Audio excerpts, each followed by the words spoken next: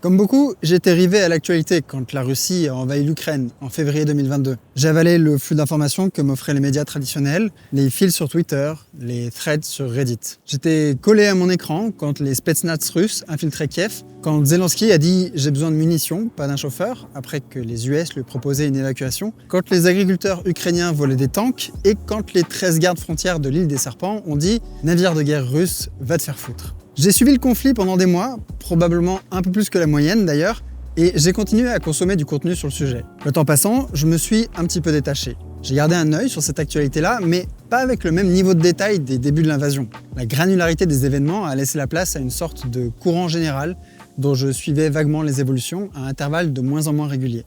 Il n'y a absolument rien d'original à ça, vous fonctionnez probablement pareil.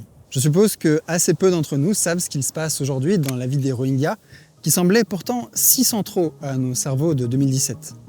Ont-ils finalement retrouvé les écolières nigérianes kidnappées par Boko Haram en 2014 ? Et qu'est devenue l'épidémie de Zika en Amérique du Sud ?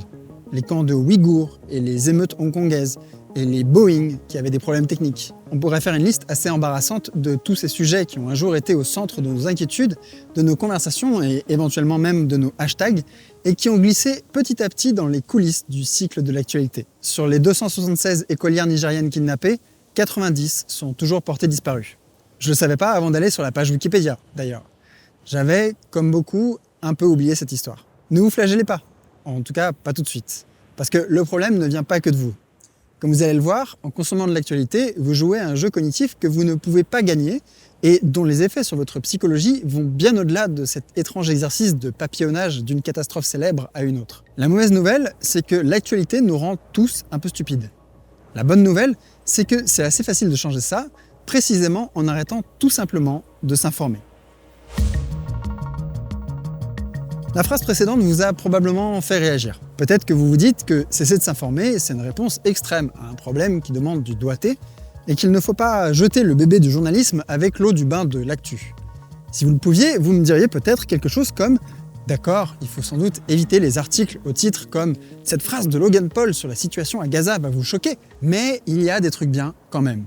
Ou peut-être que vous estimez qu'on a tous un devoir moral de se tenir au courant de ce qui se passe dans le monde et que c'est même grâce à ça que la démocratie fonctionne. Ou alors, vous vous dites qu'une personne éduquée se doit de savoir ce qui se passe dans le monde et ne pas avoir d'opinion sur les grands thèmes du moment, c'est être inculte. Enfin, peut-être que vous vous rappelez que les gens qui tapent sur les médias et qui utilisent leur propre tribune publique pour critiquer les journalistes, ils ont souvent un agenda politique assez spécifique quand ils ne sont pas carrément complotistes sur les bords. Ces réserves sont légitimes. En tout cas, j'espère qu'elles le sont, vu que ce sont exactement celles que j'avais en commençant les recherches pour cet épisode. Je vais donc vous expliquer pourquoi beaucoup de chercheurs, d'intellectuels et même de journalistes conseillent d'éviter autant que possible de consommer de l'actualité, et ce qui a fini par me convaincre que le mieux à faire, c'est d'arracher le cap de la prise. Et je vais m'envoler. Je suis en Ukraine, pas très loin du front de l'Est, et derrière moi, c'est un immeuble d'habitation de Izium qui a été détruit par une bombe en mars 2022. Plus de 40 personnes sont mortes sur le coup. L'armée russe a occupé la ville avant de se faire repousser par l'armée ukrainienne, et cette bataille, qui a duré plusieurs mois, a détruit plus de 80% des infrastructures de la ville. La bataille a été largement couverte par des médias internationaux, comme cet article de The Guardian, qui relatait à l'époque le nombre de morts, de blessés, les zones touchées, et ainsi de suite. Bon, c'est peut-être une question de point de vue, mais je n'estime pas être particulièrement informé en lisant ça. The Guardian est un média qui est très loin des extrêmes politiques. Ces journalistes ont remporté de très nombreuses récompenses prestigieuses et il n'y a rien de faux, particulièrement dans cet article, mais je ne pense pas mieux comprendre la guerre en Ukraine grâce à lui. Quels étaient les enjeux de la bataille d'Izium ? Est-ce que c'est un endroit stratégique ? Est-ce que les crimes de guerre qui ont été commis ici sont exceptionnels ou non ? Tout ça, je sais pas. Tout ce que je sais, c'est qu'il y a eu une bataille ici et que ces bâtiments ont été détruits. On peut faire cet exercice avec de très nombreux autres faits marquants de la guerre en Ukraine. Le missile sur l'hôpital des enfants cancéreux à Kiev, la découverte des fosses communes piégées ici à Izium, ils ont tous fait l'actualité internationale et malgré tout, on n'en sait pas beaucoup plus sur la logique de ces événements. On pourrait sans doute répondre qu'il suffit de lire juste plus d'actualité pour le savoir, mais le fond du problème, c'est que l'actu ne répondra jamais vraiment à ces questions. Comme l'a écrit Rolf Dobelli dans un autre article de The Guardian, l'actualité ressemble à des bulles qui crèvent la surface d'un océan. Est-ce que ces bulles sont produites par un phénomène géologique ? Par une baleine? Par un congrès de plongeurs? On ne sait pas, et les bulles à la surface ne vous aideront pas à y voir plus clair. Vous pouvez regarder autant de bulles que vous voulez, passer même 20 minutes de votre journée à les consommer et à les laisser changer votre humeur et votre perception du monde, vous n'aurez toujours pas la moindre idée de ce qui génère ces bulles dans l'océan. La fonction de l'actualité, c'est de dire « il s'est passé ça ici, à ce moment-là », et par définition, ce format est privé d'un contexte ou d'explications nécessaires pour comprendre, tout simplement parce que faire comprendre n'est pas du tout l'objectif recherché.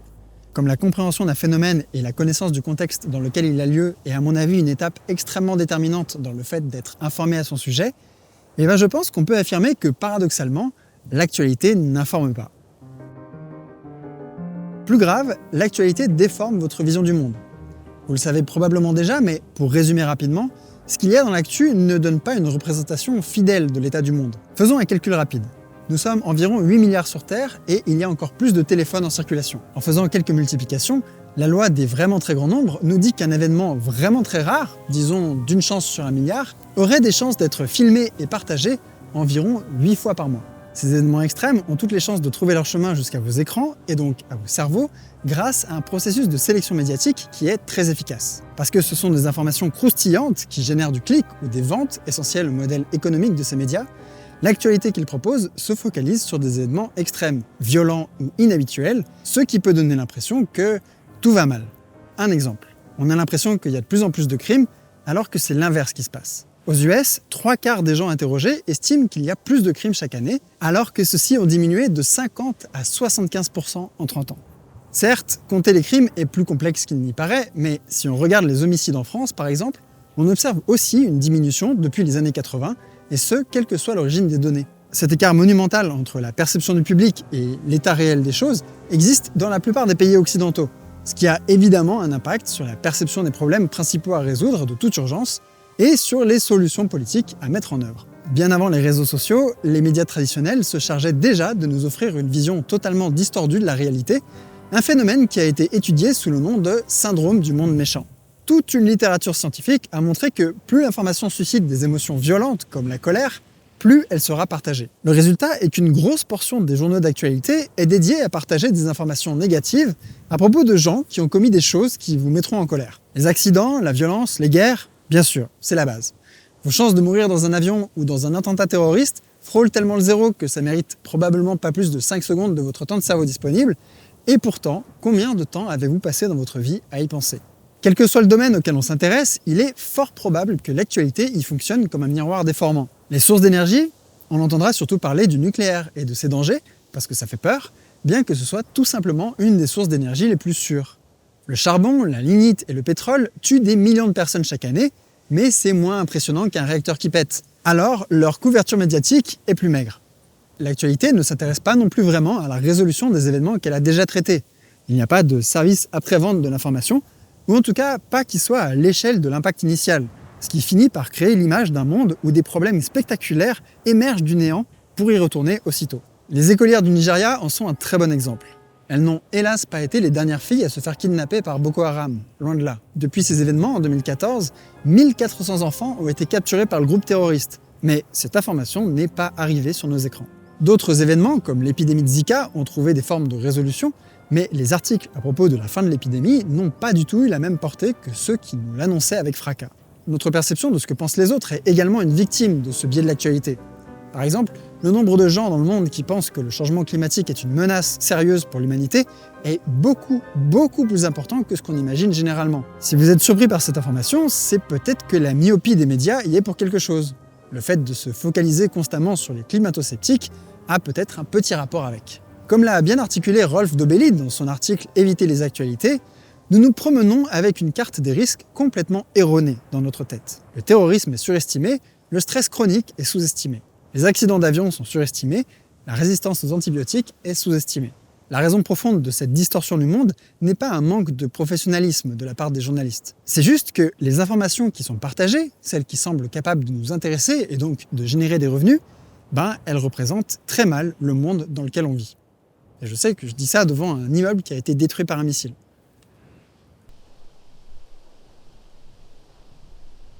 Comme la plupart des gens, je reconnais le caractère essentiel du journalisme au bon fonctionnement d'une société démocratique. Comme la plupart des gens avec une formation scientifique, je me suis souvent retrouvé à détecter des erreurs ou des contresens dans des articles grand public qui concernent des sujets auxquels je suis très attaché. Et comme personnalité publique, j'ai souvent été déçu par des erreurs à propos de mon travail ou d'un événement dont je connais intimement les détails. Par exemple, quand l'agence russe Phase m'a contacté pour faire de la désinformation sur les vaccins et que cette actualité a fini par prendre une portée internationale, j'ai pu observer des journalistes très compétents produire un travail de très bonne qualité et d'autres qui étaient, pas hyper impressionnants, quoi. Ce métier est essentiel, mais il est aussi très précaire et sans rentrer dans une analyse détaillée de l'industrie dans son ensemble, ça va pas du tout en s'améliorant. Le passage au numérique a provoqué une crise du modèle d'affaires et une accélération du cycle de l'information.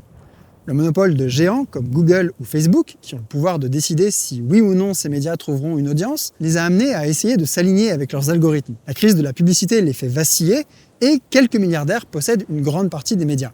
Tout ça a un impact sur la qualité de l'information elle-même. Une étude parue en 2005 s'est penchée sur 4800 articles d'actualité et a demandé à des personnes directement impliquées dans les événements d'évaluer si dans chacun d'entre eux, il y avait eu une erreur factuelle ou non. Dans 60% des cas, il y en avait au moins une. De nombreuses autres études se sont penchées sur le sujet et leurs résultats vont dans le même sens. Dans cette méta-analyse, qui compile plusieurs d'entre elles, on peut voir que le taux d'articles contenant des erreurs oscille entre 50 et 60% selon le pays et la décennie. Il y a erreur et erreur, bien sûr. Dire que c'est les Ukrainiens eux-mêmes qui détruisent leurs propres bâtiments, comme certains ont pu le dire, serait une très grosse erreur, beaucoup plus grosse que de se tromper sur le lieu ou la date, par exemple. Mais quand même, une erreur dans au moins la moitié des articles de presse. C'est énorme. L'actualité doit être écrite ou tournée rapidement par des pigistes qui sont payés à la fronde avant que l'information n'ait eu le temps de refroidir, que les faits soient bien vérifiés et que des analyses aient pu être faites. C'est un contexte idéal pour dire plein de bêtises, même sans le vouloir. Le problème, c'est que ces bêtises restent ensuite incrustées dans nos cerveaux, et pour longtemps.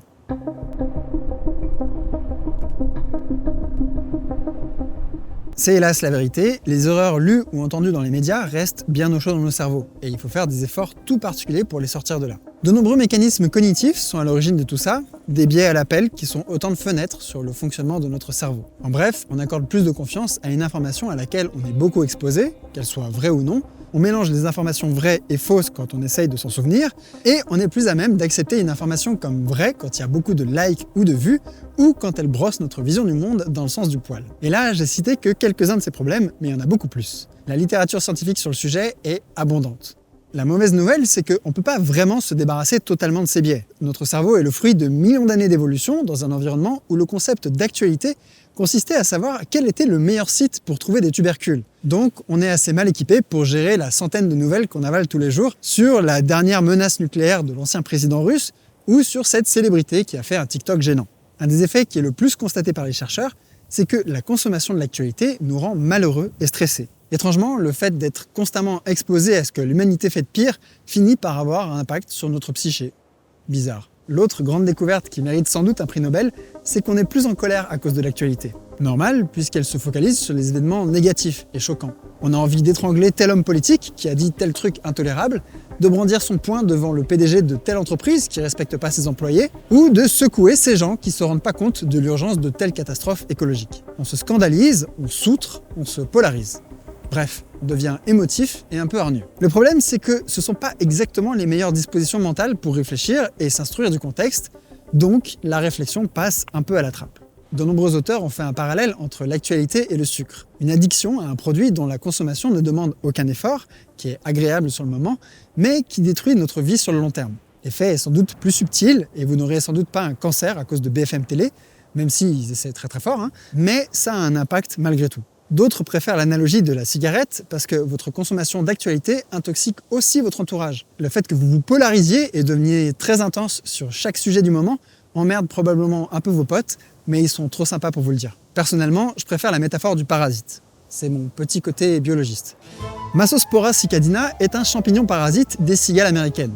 Après avoir infecté l'un de ces insectes, il grandit dans l'abdomen de l'individu, consomme une partie de ses organes internes et finit par carrément remplacer le tiers du corps de la cigale par une masse de spores. Tout en digérant le pauvre animal, le champignon sécrète des quantités impressionnantes de psilocybine, la molécule des champignons hallucinogènes, et de catinone, un amphétamine. La cigale est donc totalement droguée, ce qui lui donne l'énergie de voler frénétiquement et de répandre les spores du champignon alors même que le tiers de son corps a été dévoré et remplacé par le parasite. Je trouve cette métaphore plus parlante que le sucre ou le tabac. On se fait dévorer une bonne partie de notre cognition par un truc qui nous offre un shot de dopamine très temporaire, et qui remplacent notre réflexion par des opinions créées à chaud. Bref, l'actualité est un parasite mental. Si vous vous dites « mais justement, l'actualité remplit une fonction déterminante pour agir sur notre société, c'est avec cette énergie qu'on fait bouger les choses », eh ben j'ai une mauvaise nouvelle pour vous, c'est que ça marche pas vraiment comme ça. La plupart des actualités ne sont pas pertinentes pour votre vie. Le divorce de cette célébrité avec cet autre ne vous concerne pas plus que cet accident d'avion évité de justesse, cette déclaration odieuse d'un homme politique français ou cette OPA hostile de telle entreprise sur une autre. Dans l'écrasante majorité des cas, connaître ou non l'issue de ces événements d'actualité ne changera rien à votre vie. Vous ne serez pas plus instruit, pas plus heureux, pas plus épanoui, et vous n'aurez pas plus d'outils en main pour changer le monde afin qu'il soit meilleur. Vous n'avez pas non plus d'impératif moral à connaître tous les malheurs de l'humanité. Je ne sais pas qui a besoin d'entendre ça, mais que vous vous sentiez très mal à leur sujet ne changera pas grand-chose à la vie de ceux qui subissent une catastrophe. C'est pas qu'ils s'en foutent, mais c'est que vous n'êtes pas là. Et si les choses se passent comme avec les Rohingyas ou avec les filles kidnappées par Boko Haram, il est fort probable que vous vous souveniez d'eux dans quelques années et que vous ayez besoin de Wikipédia pour savoir ce qui leur est arrivé après que votre attention ait glissé ailleurs.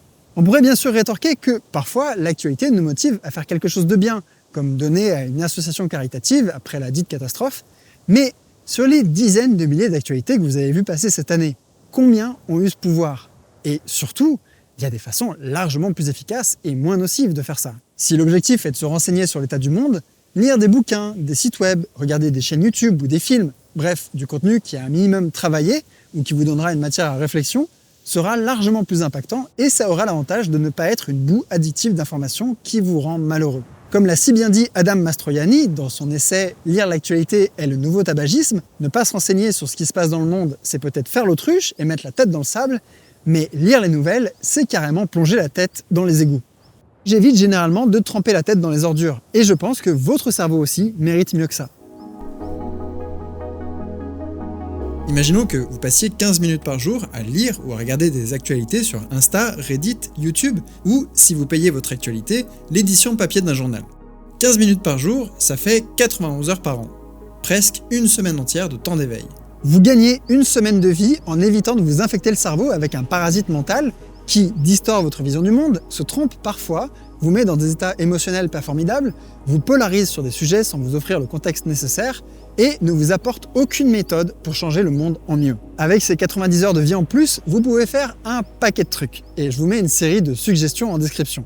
C'est vraiment des trucs que j'aime faire personnellement, parce qu'ils grattent ce besoin de savoir ce qui se passe, mais je prétends pas vous offrir la liste des trucs intéressants à faire au lieu de manger de l'actualité. Le journalisme local me semble aussi très important. Vous avez sans doute plus de moyens de façonner votre environnement immédiat que de résoudre les tensions entre les deux Corées, par exemple, et savoir ce qui se passe dans le voisinage peut vous aider à agir plus efficacement. Vous pouvez aussi bien passer cette semaine à ne pas du tout vous renseigner sur l'état du monde, qui ne le prendra pas trop mal, je pense. Profitez de la vie, de l'été, étudiez le cycle de vie improbable de Massospora cicadina. Bref, tout sauf vous empoisonner le cerveau avec quelque chose qui ne vous veut pas du bien. Ça paraît évident dit comme ça, mais comme toutes les addictions, ça prend beaucoup d'arguments pour s'en débarrasser. Prenez soin de vous, prenez soin de vos cerveaux, et à la prochaine. Salut! C'était vraiment juste une sorte de billet d'humeur. J'en ai profité parce que j'étais en Ukraine pour d'autres vidéos que je vais tourner, que je suis en train de tourner là sur 2 autres sujets qui m'intéressent beaucoup, qui seront beaucoup plus longs.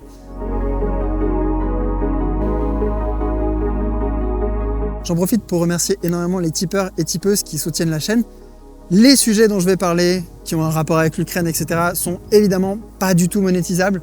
Bon, c'est pas comme si la chaîne était monétisée de toute façon, mais dans tous les cas, ça l'aurait pas été. Et voilà, je tenais à vous dire que vous êtes incroyables et j'espère que vous allez vraiment aimer ce que je suis en train de faire ici parce que c'est des sujets qui m'intéressent beaucoup. Je vous dis à la prochaine pour les autres sujets qui ont été tournés ici, en Ukraine. À toutes.